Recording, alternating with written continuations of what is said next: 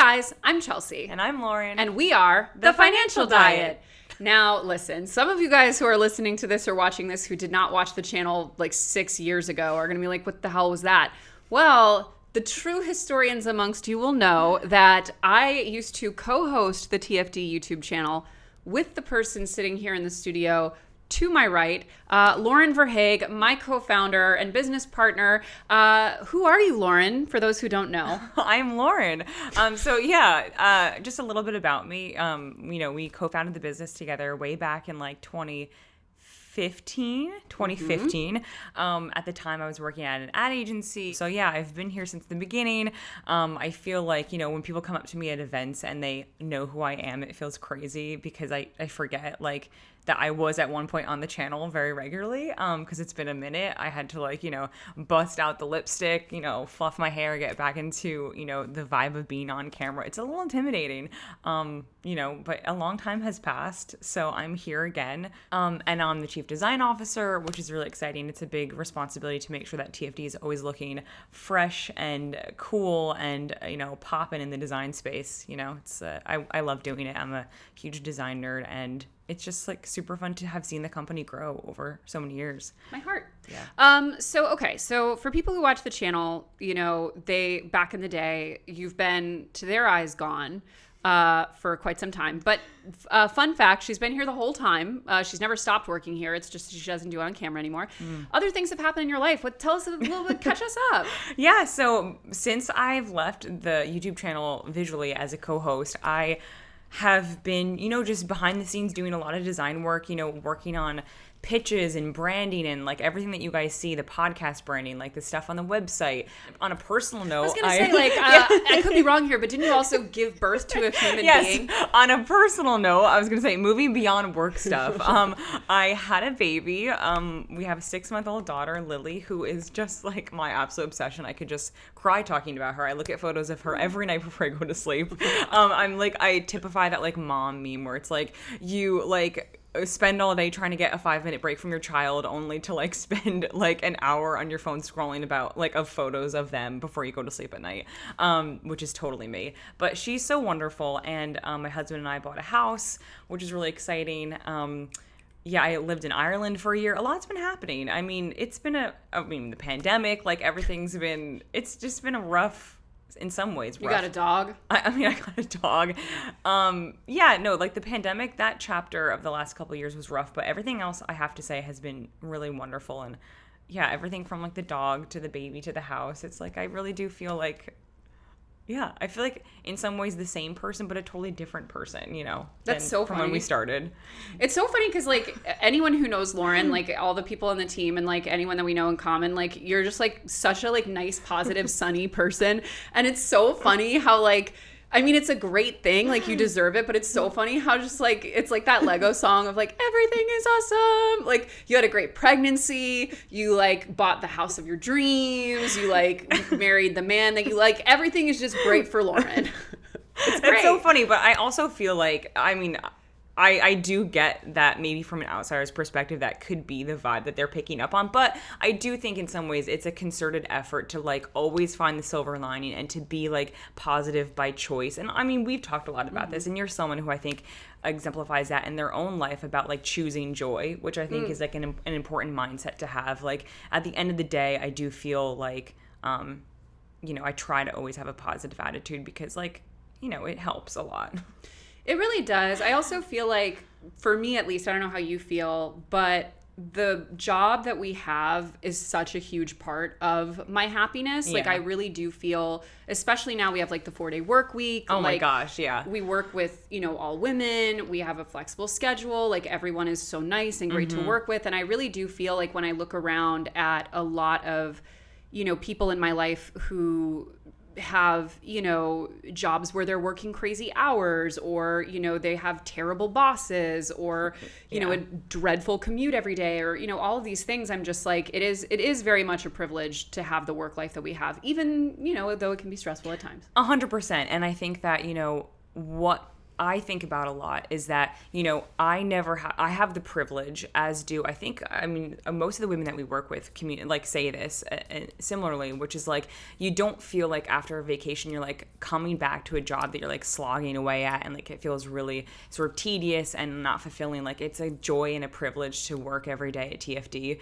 And I do feel like year after year, especially now having a baby and being a mother, like, it's just it's like the privilege of my life to work at TFD. Like, I know that I'll never have a job like that's better than this. Like, it's true. It's like you get to work amongst people that you actually like and enjoy spending time with. I mean, Joe jokes around with me a lot. He's like, I just forget that you like are friends, like genuinely friends with the people that you work with. I'm like, yeah, I mean, it's really pretty amazing and rare to like actually like really enjoy the company of the people that you work with. Yeah, it's really interesting. I feel like the transition has been, so let's just give some context, right? So why is Lauren here, with a bold red lip and all? Why am I here? Why are you here? What are we doing? Well, we're talking about our really awesome workshop that we're going to be having for one evening in July. Ooh, let's pull up that. Okay. I was going to say the date, and all I was right. like, I think it's the 28th. It is Thursday, July 21st. So you were right on the day, but a week off. So it's Thursday, July 21st. And you guys will be getting an exclusive discount at that link in our description and in the show notes. So it's called the Entrepreneur Bootcamp, and basically it is a 2-hour deep dive on entrepreneurship, freelancing, building your small business, kind of striking out on your own, because obviously we started TFD together from literal zero. And now it's a 7-figure business. It supports a whole staff of employees. We got an office. We do quite a lot with it. And, that journey has been, we've had our moments, and also it's really important to say it's far and away not just us, right? Like, we did have other people throughout this process, but it is something where I feel like, especially for the first year and in those first steps, there are a lot of things that I think we both would have done very differently. And so this is really the workshop that we're doing together. It's, longer than usual. We're doing 2 separate office hours where we each do an office hours about our own areas of expertise, her more on the branding marketing side of your business, and me more on sort of the more revenue, financial structure, all of that. Because, I really do feel like there are very few people, at least in my opinion, out there who are speaking in the business sphere, the entrepreneur sphere, who are also really focused on running kind of a holistic workplace, a family-friendly workplace, one that I think really prioritizes work-life balance and, being a human first and foremost. I think a lot of this is really caught up in that whole, hustle culture, maximizing revenue, showing off how much money you make, all that kind of stuff. Mm-hmm. Yeah, absolutely. And I think that it's important for us occasionally to sort of like step back and think about, like you said, what we could have done differently, and how that informs some of the changes and decisions that we make moving forward. What are the things that we really believe in? What are the core, morals and like ethics of a workplace that we really want to see implemented? Because like we want to be, especially as co-founders, like I feel like, it's important for me to stand by the business that we've created with like pride, and like that everyone here is respectful and respected. And, you have to put those into practice. And what does that actually look like? And how can we be doing better? And how can we be evolving and making sure that we're running like a sustainable, financially sound business? Because there's a lot of people that we're responsible for at this point. And it feels like every year, the stakes get a little higher. And that certainly wasn't the case when we started TFD. I mean, it was just the two of us. And we had support systems in place, which I'm sure we'll get into. But yeah, so it's always worth having things like this. That gets in. So we have a lot of questions from you guys that we'll get to. But, that kind of brings me to the first thing I wanted to kind of talk about. Because I really like, what I'm interested in is kind of looking at where we were at the very beginning, which is where a lot of people watching this might be with their own kind of journey, and where we are now. And, you mentioned like, we are at this place now where we have all this responsibility for people. Like, and it's funny, I said in that little promo there that we are a 7-figure business, which we have been for a couple years. And I remember, I don't know if you remember this, but like years and years ago, there were other people in our industry who would talk on their blogs about like, I made 7 figures this year, blah, blah, blah, blah. And we would be like, that is so effing crazy. Like, could you imagine? Like, I couldn't even imagine what life would be like, blah, blah, blah. And I'm really interested, I have my own thoughts, but I'm interested, like, does it feel the way that you thought it would feel to be on that side of it?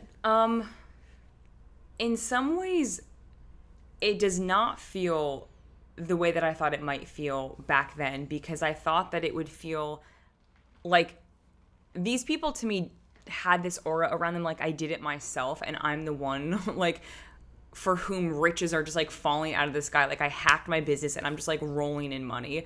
And it kind of felt like aspirational, yes, because obviously everyone likes to earn a good amount of money. It's a tool for many important things. But at the end of the day, it's like, I don't want to stand behind something that I feel like is not sustainable or like scammy in any way, or just sort of like built on matchsticks and whatever. Like I do feel like it took us a while to build up to having a 7-figure business, but I do feel like you mentioned earlier, like it's not just us. We have a team of people around us. And so I think that it's like a shared experience, a shared journey, a shared undertaking. And at the end of the day, a shared joy that we've all like put in the work to make something this successful. So I do feel like it's exciting and wonderful, but I'm like, of course it is. Like we work hard, we're like keeping our heads down for the most part, and like really just like doing things the right way. And it feels like, I don't know, in some weird cosmic way, like, and we got rewarded for it. Like it feels good. And like, I'm like, yeah, we deserve to have a 7-figure business. Like totally. Yeah. So first of all, hats off to you to being like, yeah, we did it right and we deserve it. Because I feel like there's way too much self-deprecation from women in this space, or like really entrepreneurship in general. Like there's all that imposter syndrome. And I used to feel that way a little bit, but it's been years now that I'm like, I don't have imposter syndrome. Like, truly, I do not anymore. I'm like, and now that we've been around the block several times, I'm like, most people like are, for the most part, just like, not very good at what they do in this, like you meet so many people in this industry where I'm like, yeah, this is not, you're no longer intimidating. Like now that I've gotten like a peek behind the curtain or like under the hood, it's just like we are 100% capable of doing that, and probably better and like faster. And we're like a very nimble business, and I feel like it's no surprise to me that when you get this many talented women in a room with like a shared vision and like a happy, pleasant place to work, like you can do good things. You can do awesome stuff. 100%. And like we have seen behind the curtain at like some big businesses, and we're talking about, there's the media space, there's the financial space, there's the kind of influencer space, like, and I think I was shocked at first at how, like, first of all, there's a whole level of it where it's just like people are crazy unprofessional, not reliable, like all of that, set it aside. There's also like a whole level of like, you're seeing top level executives who don't even know what the meeting is about when they come into the room. Like, and you know, just like a level of complete lack of preparedness. And then you've also seen like in media and in a creative industry, like I personally, part of what has always made me feel very like good about where we are, and like for context, like Lauren and I don't earn the most in the company, and almost never have, and that has always been kind of an active choice in the sense of like, yes, it prioritizes sustainability, you know, it makes, because at a certain level, like more money is not necessarily worth a way higher level of risk and unsustainability and uncertainty, especially because in this industry, like when we started out, it was like the height of like the girl boss mania. Totally. Like media was flooded with money. Like all the social networks were blowing, you know, publications and news websites and video channels up. And over that time, like I can't think of one of those big players that hasn't completely closed, gone through like 15 rounds of layoffs, pivoted to video and back, hired a bunch of people to fire them. Like it's such a volatile industry. It really is. And I feel like because we never went big on the risk, we never had to sort of like, because we've talked about this several times, like taking on investor money and what the implications of that are, and like the goals that you have to hit, and sort of the level of stress and pressure that puts on you as a company. And it's just like, I don't think that we were ever really interested in just like putting that burden on ourselves, because it was like at the end of the day, the risks are too high. Like that would mean laying people off, that might mean not paying people what they deserve to be paid. It's like, I think that the model that we've come up with at this point is like slow and steady, and it's like we've done things that have felt risky, but not really at the end of the day. Like the events, like launching that part of the business felt incredibly risky because we had to lay out a bunch of money to hire staff. But it ended up working out. And I think that we were really just sort of like, you know, absorbing what was going on in the industry and like seeing where the pressure points were and like absorbing it to like do it better on a smaller scale almost. Definitely on both sides. Like we made changes, like you lived at home longer. I kept freelancing for like the first 2 years and made most of my income that way. But like for the first, and I have the numbers and we'll go over them in our class, just to kind of break it down year by year. But for like the first 2 years, we were really not taking home basically anything. Yeah. And it's been several years now that we've been just like payroll employees that I don't even really think about it anymore. I'm sure like you, and we have our 401k, we have our benefits. Like it's just second nature the way it is for a lot of salaried employees.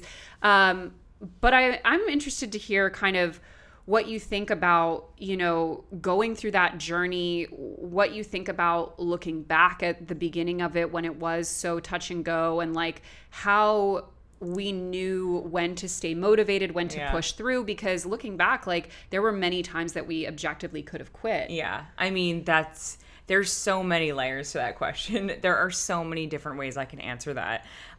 So it's just like thinking about where to start. But I mean, overall, like I do think that I probably could have worked longer while doing TFD in the very beginning. I think that if I could go back in time, I would probably not have quit my full-time job as early as I did. I think I probably could have, worked full-time and done TFD more or less full-time as well with the amount of responsibility that I had back then. I think I was like 24, 25.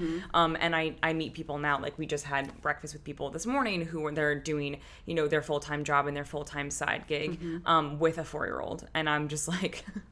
amazing, good for you. But that's probably one of the biggest things I do just to take the stress off of those initial days, just in terms of financial preparedness. Like I was basically just like crushing, like eating through my entire savings during those first 6 months to year and a half, I would say. And that was a decision that I had the privilege of making because I lived at home with my parents, because I didn't have a child, because I had no other, I had enough money to pay for things like my student loan and my car bill and stuff like that. So that wasn't a huge concern. So that's one change I would make. And I would also have made a change of keeping myself more responsible in the sense of keeping a focus on the big picture. That's something that you and I have talked a lot about, is that when you're running a small business, from the position that I was in, I was very reactive.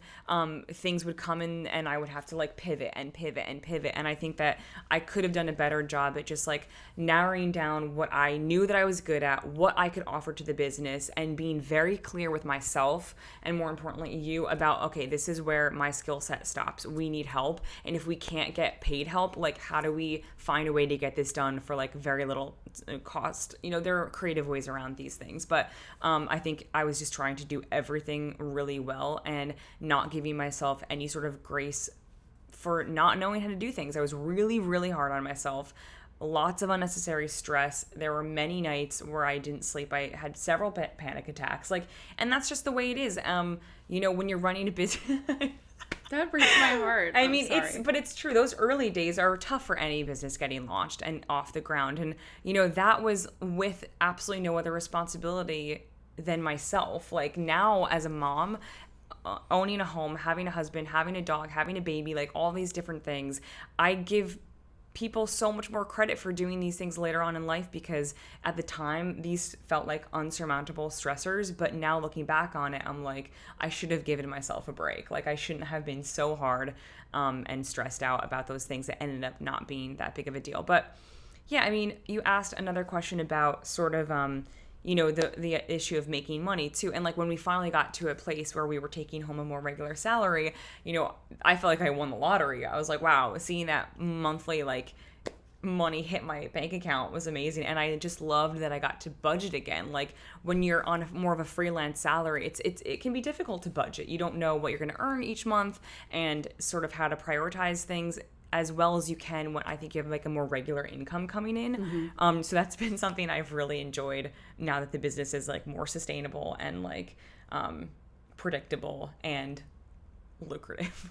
Yeah, for sure. Totally. It's interesting. Obviously it makes me, sad to think of you being so stressed out. And of course I was too. But yeah, you were right there with me. I mean, and things now, they just feel so they just feel like problems that were easier to solve. But at the time, when you have a lot going on and there's your to-do list is 50 items long, the smallest thing can really feel very crippling. Totally. And I mean, we had some early failures. I mean, for me, I think the issue is more I I have personally just like a lot of regrets from that early time in the sense of like, you know, how I handled things, how I handled stress. Like I probably should have been in therapy for the first 2 years, Same. honestly. Like I wish I had honestly, and I honestly think, and we'll talk about it in the workshop, but like looking back, I would have budgeted for at least some counseling because I was so stressed all the time, more from a perspective, and this is something that I still kind of struggle with a lot, but I feel such an outsized sense of responsibility for everyone else, and like I cannot let this fail, you know? And like sometimes these things are totally out of your control. Like if we didn't get the PPP loans during COVID, we probably would have had to stop. And that, but I don't think like, sometimes I feel like looking back or in those early days, like I don't know how I would have dealt with it if I did have to stop and in my eyes fail. Like I think it was so tied up in my identity. I had, you know, especially because a lot of it was me public facing. Like I felt like it was just not an option. And that stress for me, I think made me in a lot of ways like a worse person. Like I was more, you know, controlling and anxiety ridden about everything and would get manic over these like really small details. Like on an Instagram post would be wrong and I would fully spiral about it and lose my mind. But I think that because in that beginning, like you were at my kitchen table, like we didn't have any separation of personal and professional life. And like that I think is one of the things that was most kind of that was the biggest mistake looking back, was like not allowing myself or giving myself the tools and resources to like fully really separate the two out. Whereas now, I mean, it's definitely like we have 6 weeks vacation a year. We have the 4-day work week. We have a physical office that we go to regularly. So for me, I very rarely think of work outside of work for the most part. Same. Like I remember like not going anywhere without my laptop because it felt like at any moment something could pop up and just like need fixing. And that sustained level of that flight or fight response in your body.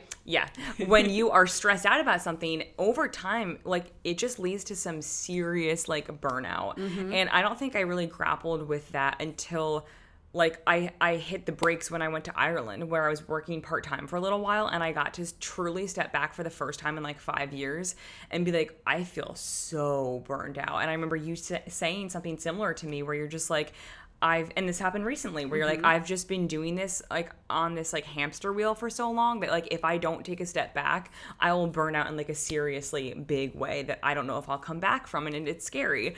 But I feel like, you know, hindsight's 2020, and obviously the confidence that I have now as a 32-year-old woman, you know, I would have told my younger self, like, if you need to step back, that's okay. If you need a month break, that's okay. If you need to say, I'm not up for this and I can't do this, that's okay. And I would 100% do that now. But like Lauren of 2016, 2015, like I would just power through until I was just like running on fumes, and I would have never given myself that like out to sort of say to you or Joe or my family or my friends who watched me do this very scary thing that not a lot of people I know did. Like I wasn't giving myself that ability to just be like, you know what, this is very mentally taxing. I need a minute. Totally. So and, like, yeah. I mean, you mentioned that that happened to me recently. I don't think I've talked about it on TFC, maybe not, but definitely the hardest time I've had at work has been this past winter. And I almost was hesitant to talk about it because it is pretty isolated. Like I've said a lot here, like 99% of our work life is, I think, more ideal than 99% of people have. Like I definitely think that is you know, something I don't take for granted. But you know, there was a time last year where both of my business partners left in rapid succession. You went on maternity leave. Yep. Our other partner stepped down totally to focus on being a full-time mom. And we had a really tough winter because of, you know, Omicron coming back up and the market being so unstable and all of that. And it was like, you know, the scariest time, the most stressful time financially, like, and it was one of those, and this happens sometimes in business, these moments where you're just like, you know, rearranging the deck chairs on the Titanic because there's only so much you can do, and there's only so much you can, you know, offset the things that were happening, which is why we, you know, went more aggressive about, you know, promoting the membership program, and, you know, doing things to help diversify our revenue beyond what is out of our control. But I did. I mean, I like fully broke down in a meeting, sobbing, couldn't even talk, because I was just like, and interestingly, that happened once things were a lot better. Once she was back, the revenue was back where it needed to be. Like, on paper, it should have been easier, but like you said, like, you don't realize the extent to which your body is just like accumulating elevated cortisol, and you're just constantly stressed. But now, luckily, with, the hindsight that I discussed, like, because I feel like I know how to recognize it and deal with it, because I've been to therapy, because I like, have kind of changed my approach. Like, I do think several years ago, I might have just totally quit. I might have, freaked out. I might have, not been the person that I wanted to be at work. But, I think now one thing that especially the volatility of the past few years has taught me when it comes to entrepreneurship is that, like, there is going to be a lot that is out of your control. And you have to accept that outside of what you can personally do better, like, the rest of that is not a professional question. It is an emotional / therapy question of, like, how do you deal with that stress? But there, you can't try to force it, I think is such a powerful lesson. And I do think that, like, when I look at people who start out and they quit early, like, obviously I can't speak for you, but I don't regret not quitting. Like, I'm so glad that we did this, and that we have this, and we powered through. But there is no guidebook as to, like, which, disappointment, or, we had our first publisher go out of business and still owed us like nearly $100,000, which was everything to us at that time. And like, I think we both definitely thought about quitting. But I think, looking back, especially from these past couple years with COVID, like, I would have even gone back to myself and said, like, make the choice either way. No choice is right or wrong, but understand that, like, you have to exhaust everything in your power. And then once you're past what you can control, give it up to God. Yeah. Yeah, totally. I mean, and I just feel like in terms of, like, wanting to quit, I felt like I always was thinking in my mind, like, I can't go out on this note. Like, I can't step back now. Like, I want, if I'm ever going to walk away, want to end on like a high note. And like, that's in a weird way what kept powering me through, because I'm just like, I don't want to look back on this in 5-10 years and be like, man, you really like bowed out when the going got tough. And I was like, that was just like a hang up that I had, even though it's like totally 100% fine to do that if you need to do that. But at the time I was just like, I want to just like, make sure that I'm like leaving on the up and up. But I'm very happy that like things worked out and that we didn't each quit at certain points. I know. And here we are today.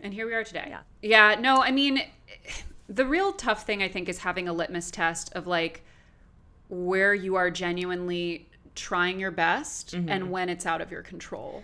Yeah. And I mean, this is maybe like directly related to that, but also it was very difficult to be like your own boss for a very long period of time. I mean, I'm still my own boss. I mean, we work for ourselves. And I think that what I really struggled with, especially in the early stages, was like understanding that there was like no one who was going to like tell me to do something or not to do something. Like, it was within my power to either continue down one path until it was like no longer serving the business and like I wasted a bunch of time, or to like have to step back and say, no, you have to pivot. Like, that's just been like an ongoing challenge. And like, even to this day, it's sort of like, it's a struggle to find motivation on certain days, because you're just like, when I don't have to answer to anyone, I can just phone it in, but then I'll feel bad about it. So maybe I should work harder. And actually, while I'm at it, I'll do this thing. And then your day gets going and it's fine. But it is difficult to be your own boss for a long period of time. And I think that what's been helpful for me is to see the just entire team as the people that I'm accountable to. Like, and if I don't show up and if I don't do what I have to do,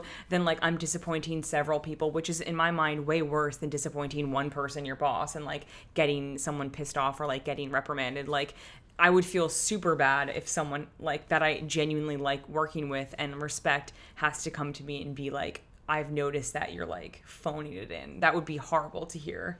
So that would be horrible to hear. That's a nightmare. Yeah. That is an interesting point. I mean, I think, and obviously again, we'll talk about this in depth in the in the class, but I do think the be your own boss aspect of it is, and I think probably it's fair to say that I had that to an even greater extent than you did, because as the CEO, I think there was an extent to which, and majority owner, like I'm sort of a default, not your boss, but like the head of things, yeah. you know? And there has to be, I think, some level for any healthy business. I do think that there has to be someone who's like able to run the ship with a certain degree of like authority. Not that like I look at you like a boss, but I think that it is important, because when you're doing everything like 50-50, I feel like that would be a little bit challenging for you, especially because you were the more public facing person, because you had that audience from your previous job and you were the one who was like leading the channel after I had left. Like I think the stakes definitely felt higher for you than they did for me, because I was like, okay, at the end of the day, and we've talked about this very openly, like at the end of the day, like if the business collapses, like I'm just gonna like walk away and sort of like no one will miss Lauren Verhaeghe on the internet. Like I don't have any sort of like presence. I would miss Lauren. Thank you. But like your following is more substantial than mine, and you would have to like address it in a way that I wouldn't have to like publicly address it. And I think that there is freedom in that, whereas like you felt definitely more like I'll have to answer for like the failure of TFD, and I have to be the one to like shoulder that visible responsibility, even though on the back end we were both involved in it. But yeah, I mean, it was a stressful position for you to be in, and I think that like very early on we understood where each of our strengths were and where they lied. And for me, definitely, being a leader comes naturally. I do enjoy working with people, and I always like I've had a really wonderful time working with the designers and like creating that environment, that safe work environment where we're going back and forth on things like that, and I really do enjoy it. But it's difficult for me to handle the pressure of like managing a large team, whereas I think that's like more suited to your personality type, and you really thrive doing it. So yeah, I mean, it's a long winding road, it feels like, from where we started to where we are now, but I don't have like a lot of regrets, and I don't have a lot of like big sweeping changes that I would have made. Like one thing that's not a regret or a change, but I do feel like there's no way to give a sweeping generalization, but I do feel pretty sure, having freelanced for a long time and having started a legit business, like if you're going to freelance, obviously you're solo. And I think that can be a great career for many people. Like I'll probably never be an employee again after TFD. Like I'll probably just be freelance, unless it's like the most chill, amazing job ever. Yeah. But like, even then, I've seen a lot of people in media get called in by these siren songs at these big companies with these executive titles and get laid off 7 months later. But that's a whole other story. But if your goal is to start a fleshed out business where eventually you'll probably have staff, you might have inventory, office space, all that stuff. I mean, my personal recommendation is that you have a partner, because I really feel, looking back, like no question this would not have existed if either of us had been alone. First and foremost. No way. But also like, one thing, and I have to say, like, hats off to us. I will never forget someone that I knew in the industry when we were first starting out, like, warned me so much against having a partner. It was like, you're going to end up in a courtroom, like, blah, blah, blah, blah. Like, it never works out, this, that, and the other. It has worked out 7 years later plus. So it can happen. But it's also that, like, on paper, when I was starting out, because I had a media background, a creative background, like, on paper, it would have been more intelligent maybe to get like a financial person or a salesperson. But I always think and say, like, I don't think it would have worked with almost anyone but you, because you did have, well, not only did you have the support system at home, which so few people have, and that in and of itself, it was almost like we were 4 people at first, because of that 100%. Support system. But also like you had the complementary personality type and the ability to power through things, and we could kind of motivate each other and hold each other accountable and things like that. So I actually think in terms of partnerships, like, yes, complementary skill sets are important, but often what you're getting in a partner is just the ability to not be alone, to have someone to help keep you accountable, to have someone to push you forward, and also to give, just from the get-go, a reason to have more structure in place. 100%. And also like someone that it's essential to me, like if you're finding a partner, that it's someone that you genuinely like and you enjoy them and like their company.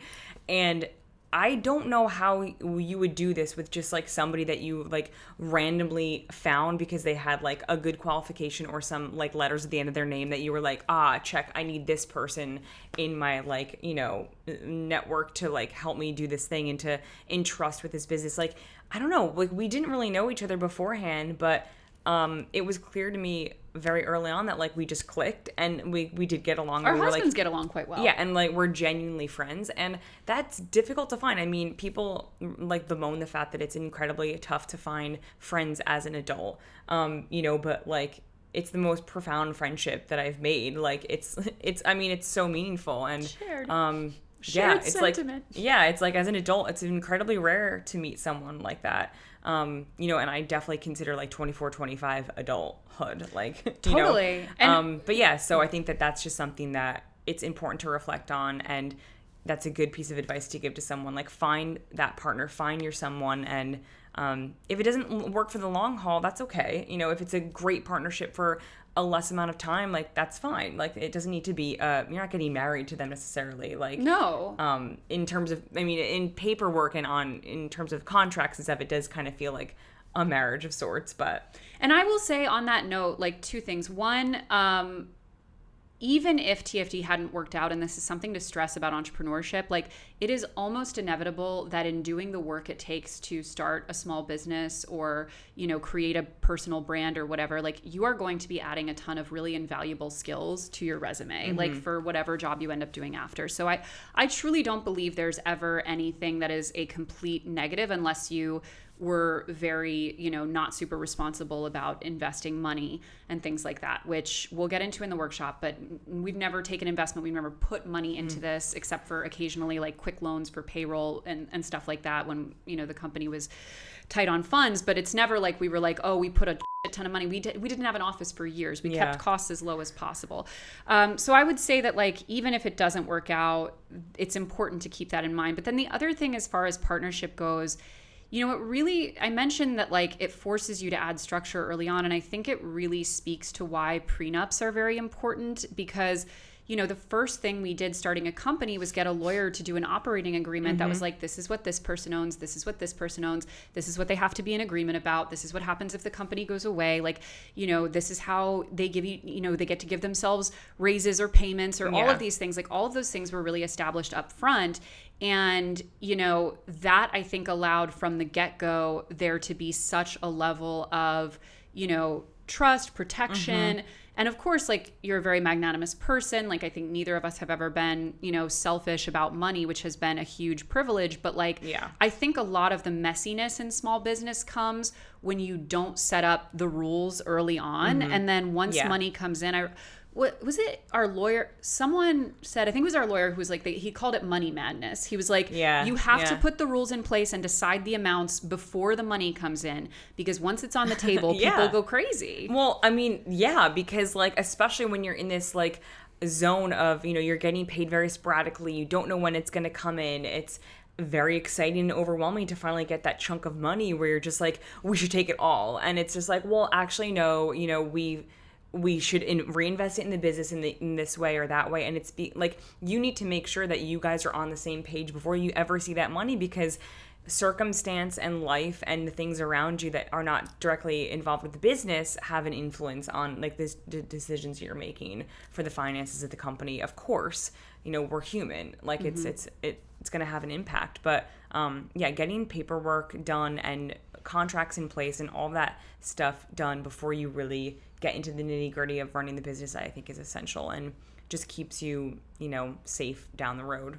Totally. Like, and that's why, again, I bring it back to the prenups. It's like, I've become more and more shocked as this has gone on that it's less and less a concern for married couples, when the divorce rate is 50%, because like we've had conversations about like, to be a business partner is to have a level of shared financial commitment and intertwinement. Like we have to co-sign on loans. We're responsible for keeping payroll going. Like we like have both bought homes in the past year, and that has huge implications for, the company's line of credit and things like that. And because of the nature of that relationship, like obviously there needs to be all kinds of contracts in place. These need to be like, you know, above board meetings that are, you know, very well laid out and all of that. But like when you're marrying someone, you're getting more financially entangled and legally obligated than literally anything else in your life. And we don't even think about that. Yeah. Yeah. I mean, that's another conversation for another day. But I mean, that is 100% true. Yeah. Yeah, so before we get to the audience questions, she was like, traffic copped that conversation. I'm not going to go down that route because I don't know enough to intelligently speak course. on that when I know there are many other people who can. But like suffice to say that, yes, you were correct. So you guys sent us in a bunch of questions, so we're just going to go through them nice and quick. Someone actually did ask us if we would ever do another business. Like, would you ever start from scratch again? I think they wrote in and like do another business from scratch. My answer, yes, they did. I'll go first. Is that yes, I would do that again.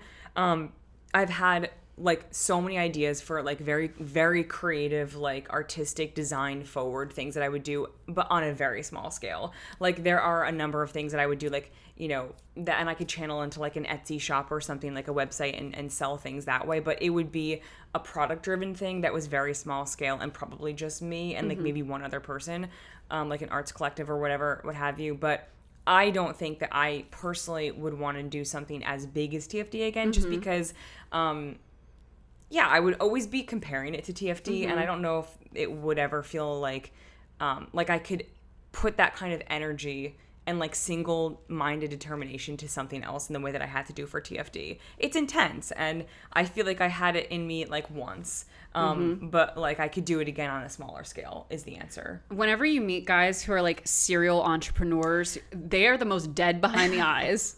It's like, I mean, I respect it like on some level. I'm like, if you have the energy and like the ambition and the drive, but I'm like, I feel like, again, just like thinking about everything else that's going on in the world, like I just feel like mildly sapped of the ambition to like do something like that again. Like it feels kind of like, what's the point? Like, yeah, also like you made it big with the one thing that you like were really good at and you were like really invested and implicated in, and then now your job is to like go give a little bit of money to a bunch of companies where you meet with them once a month and you have like no idea what's going on and like, just like hope it works out. Like, no. Anyway. Oh, also to my answer to the question is, would I ever start a business again? Only if it has nothing to do with media. Like I would love maybe one day. I totally agree with you. This industry ever again. But I would definitely like one like tiny dream that I have is like I would love to maybe one day own like a little, not own, I don't know about own, well maybe own like a really like a small boutique hotel somewhere. Oh, chic. I would love to do that.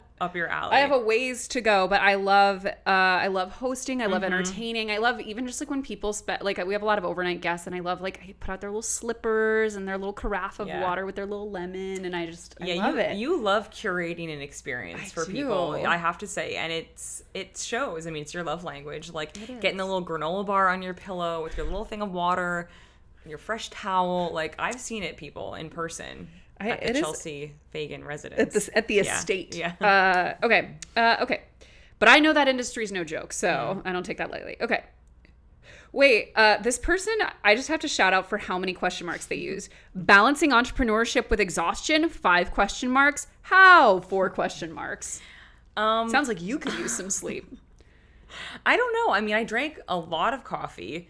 I mean, that's how I battled exhaustion. I just like put a Band-Aid over it. But I mean, there wasn't, that's, I guess, to the point I was raising earlier, is that like, I don't think I did have a lot of balance in the beginning. I was exhausted. I was overstimulated. I was like stressed out constantly and not doing so great. You know, and I feel like, is that inevitable for people starting up a small business? Like probably to some degree it is inevitable. I mean, it's a terrible thing to say, but like I don't think I really did a great job in the early days. Now I have a much more balanced life, but it's because we have a staff. Despite having a child. Yeah. I mean, yeah, Lily's a very good sleeper. She does 12 hours every night. Out. I have to say, anecdote on the coffee thing. A fun fact about Lauren is that, as I've mentioned, she is just like the nicest, most pleasant ray of sunshine. But having traveled extensively with her for work, the only time, like, there was a different side. The mornings that we'd be like traveling for work and you did not have access to coffee.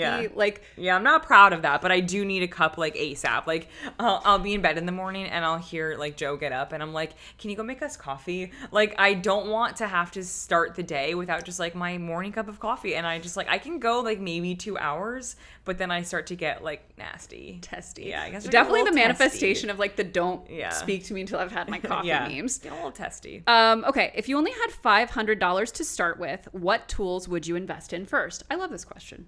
Well, I'll let you start with that one because I need a minute. What tools? I mean, it totally depends on the type of business. Yeah. But I would say what I would invest in is some software for just like bookkeeping, some basic legal stuff and, invoicing, all of that kind of stuff. And then just setting up your web presence, getting all your domain names, maybe paying for, some help with the logo, and probably that might go over 500, although a lot of this is available for less, but like definitely like setting up your online presence as soon as possible. Yeah, absolutely. And there are websites that make it super duper easy to like get graphics going and get a website started.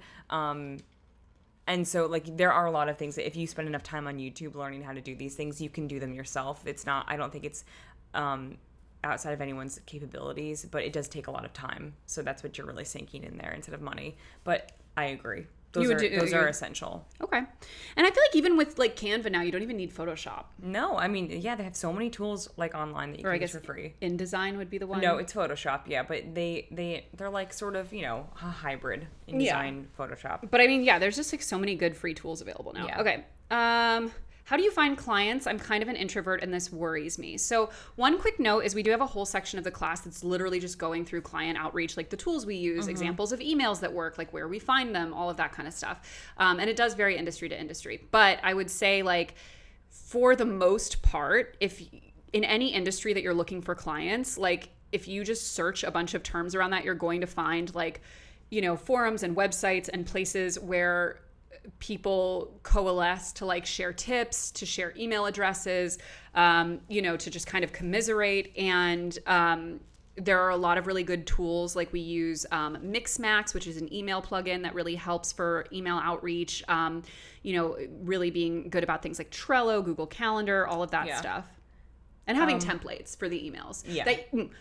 Having good templates that you very, very heavily edit and curate to make sure that they're personalized and you're not just copying and pasting, but you should have an easy way to like, this is what I attach, this is the information I provide, these are the stats, like that kind of stuff. Yeah, and I would also add to that, like we are, as business owners, I think we did several things along the way that like weren't exactly typical. Like we were never really super duper like networking heavy. Like we kind of played the long game of like, if we take time to find clients that we enjoy working with, it'll never feel as forced as it might have if we just like went out and were like selling at all times at any cost. And it's just like those relationships at the end of the day might have felt much more like tedious to like sustain and much like you ever have to like get it up to do that like again and again. And like as someone who's like slightly more introverted than you, like that would have been difficult for me. So I think that like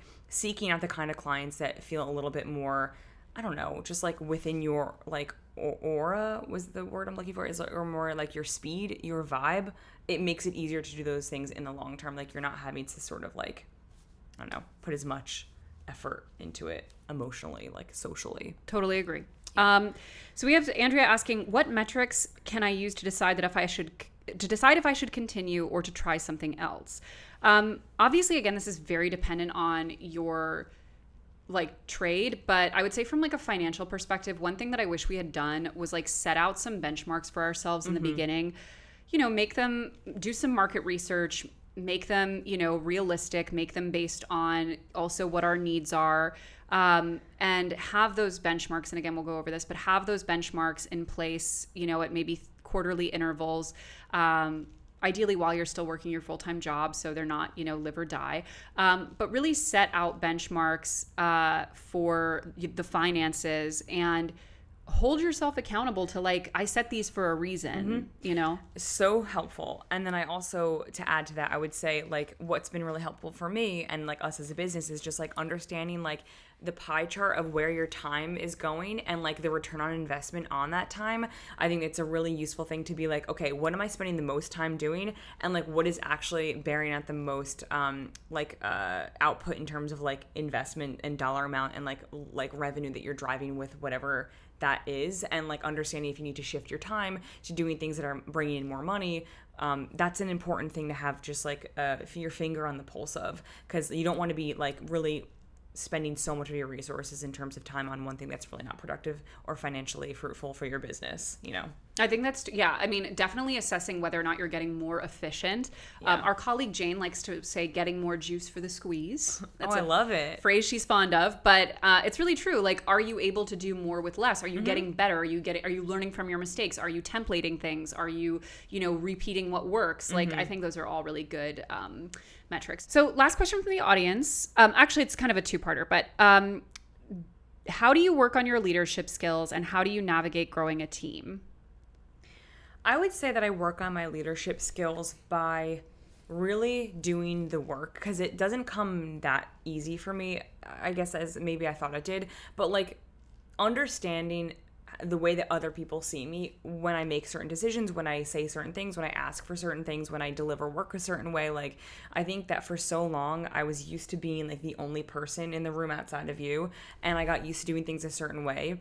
But once I really took a step back and was just sort of thinking more of like, how is this person seeing me when I do this? Or what kind of example should I be setting for delivering work a certain way? Or this email, or like responding to something like this? Like, I think that the more time I spend thinking about how others perceive me as a leader makes it easier for me to like be a better one, which sounds like not really that much of a action item in terms of like what other people can do. It's sort of like a personal thing. But and then I just like, I mean, reading books. I've read several in the past like 6 or so years, just like about, running a team and understanding just like how to be a better leader and how to communicate. That's just a huge aspect of being a leader, is just like communicating well. So just trying to be mindful of all that is helpful. What was the second part of the question? How do you navigate growing a team? I would say navigating a growing team. I just think that first impressions really do say a lot for me about a person. And I think that like any person that I've had a really good interaction with in the first 5 minutes, like has usually turned out to be someone really great for the business. Like, I think that, someone behind the camera who we work with all the time, Emily, like I knew within like the first 5 minutes, I was like, she's awesome. Like, she's wonderful. Emily's like our you're on your more than like anyone we've ever met in this industry. And that's just sort of like, when you found a good like unicorn, and it's just like, I think that we've had very like a lot of luck with hiring, and there's nothing more important than like that in terms of business. So I don't know, taking it slow and also not hiring too quickly, taking your time and making sure that you're not. It's not always been 100%. Our batting average is 99th percentile, but there've been some missteps, and that's really hard to deal with, honestly. Like, there have been, like, my goal is always like 100% employee retention, because like the very few times over the course of 7 years where it hasn't worked out with someone has been really, really difficult, because it's, I don't take lightly that, having to let someone go is horrible. It's not fun. And, there have been, very rarely, but there have been times where, because I do think like something that I really do pride myself on and try to have a consistent batting average on is like, if someone works with me, like, okay, maybe I'm like opinionated or, whatever the case might be, but like, it's important to me that everyone walks away like I was treated fairly, I was compensated fairly, I was, respected. I wasn't, overworked, whatever it might be. And I would say again, like even with some of the partners that we've had where it's not necessarily an employee or a contractor, but it's people that we've worked with at a very high level, like even when we've gone our separate ways, like we left Complexly for those, who know John and Hank. And like, even that was like a very amicable, respectful, mutually sort of beneficial process that, is always very important to me to maintain. And there have only been a few times, but when it's happened, like, obviously that publisher was an example, but it's also happened with individuals where like, I think I was a little naive at first about the fact that everyone is always operating with 100% good intentions or good faith or is going to be totally honest and upfront in their dealings. And I do think that something that is important in leadership is to remember that when you have, someone who is not doing their job or not behaving, respectfully or what it may be, it's not just that person. It doesn't just affect that person. It affects everyone on the team. 100%. And it creates a terrible environment. And there is nothing harder in a professional capacity, especially if you're a business owner, than having to end a relationship, whatever that relationship might be. But you can only delay it. You can't avoid it. And by avoiding it, or by delaying it, you're just hurting everyone and eroding the strength of the team. Yeah, that's so true. And I think that it's something that we've talked about before, where it's just like if you could go back and change something with an employee that didn't work out, it's just like understanding that you knew it wasn't working sooner and not dragging it out and like sort of nipping that in the bud more quickly, because at the end of the day, it's not about you feeling uncomfortable about having to have a difficult conversation with somebody. It's about what's getting eroded for the larger team the longer this person is here. And that's much more important than whatever discomfort is there for the person that has to ultimately have that difficult conversation with them. Okay, so I have a little fun modified rapid fire, just a couple last fun questions. Okay. So whatever comes to the dome. No. Share a funny memory from the early days. Oh my gosh. I didn't want to prep you on these because I didn't want canned answers. Yeah. Okay. Funny? Something funny. Okay. Like, looking back. It doesn't have to be, this is a stand-up routine. Okay, well, this was not funny at all in the moment, but we definitely laughed about it later on that day. But when we went on our book tour and we had a shoestring budget, and we did not know how to like lost so much money on that tour. Yeah, we did. But like one thing that was just like very, very obviously a lol idea was like getting books that we were sent from the publisher to the various cities and locations. And like I think we packed like 80 pounds like worth of our books in roller bags at Chelsea.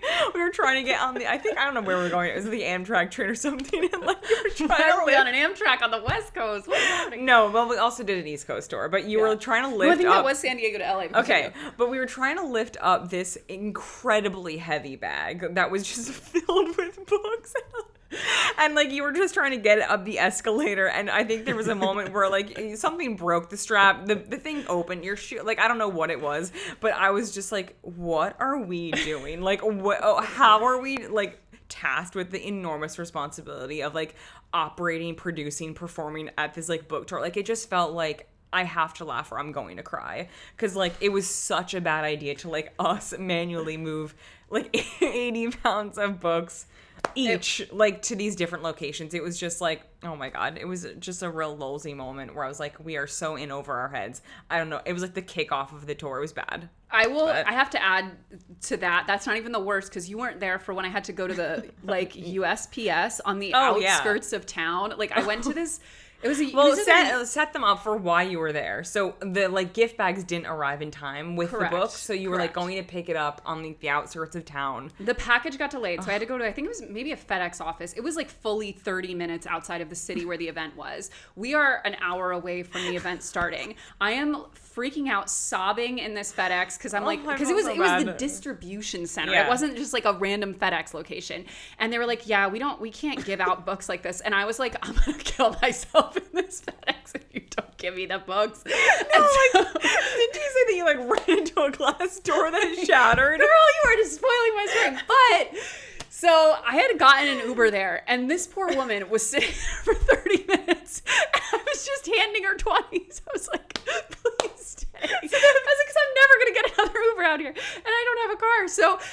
finally...